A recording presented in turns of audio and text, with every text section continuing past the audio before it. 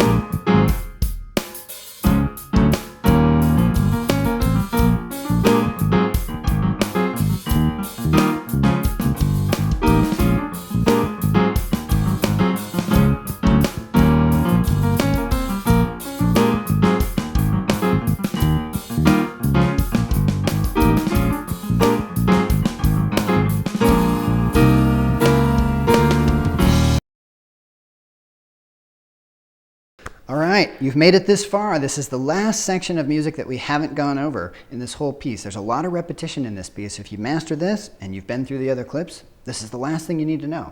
It's the second half of the breakdown. In the first half, remember, we were just doing this little progression with B flat to A flat. This is the same chord progression, it's just bigger chords, or bigger voicings.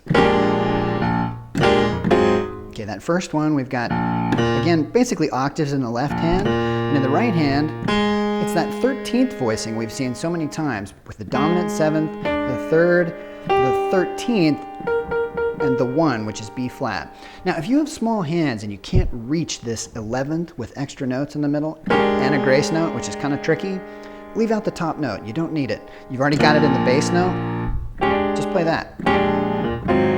It's the same difference. Now, if you can reach, it's kind of a nice color to add that top thing in. Okay. Notice again, we're doing this sliding grace note technique with the index finger. Look how high up on the key my finger has to be, and that's kind of tricky because just physics tells you that it's harder to push a key down higher up on the lever. But you can do it.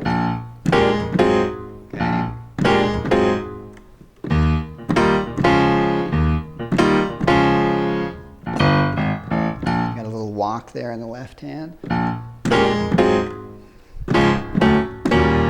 Now we get this little lick in the 4th measure of this. The trick there, I do the fingering with a thumb, index, thumb, 4, 2, 3, thumb, 2. Again, until you've got it memorized. Just as long as it's easy for you at a slow tempo and you can play it basically from memory, you'll be able to speed it up. Now listen carefully to the accents here. They kind of give the rhythmic feel what you're looking for. Accent that D flat, accent the B flat on the downbeat.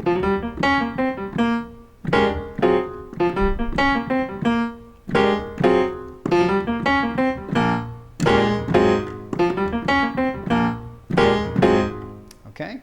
Now when we get into the second half of this, to be really honest, I'm sure if you watch carefully, you'll find that I don't always play this the same way. The music, the MIDI file, the various speeds I've recorded this, I probably play it a little bit differently every time. But the general idea is to just kind of bounce around between components of those chords.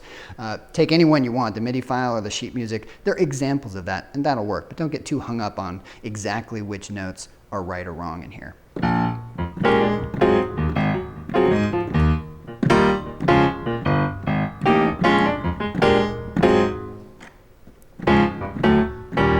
the same thing.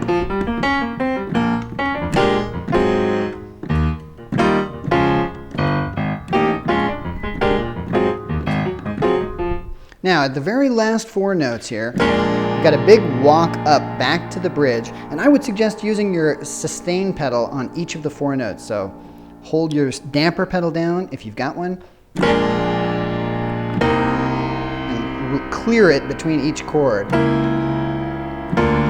On a real piano, this has a tendency to add some ring and some volume, which is a good thing, and it also just kind of brings you back in, and you can crescendo back up to the bridge.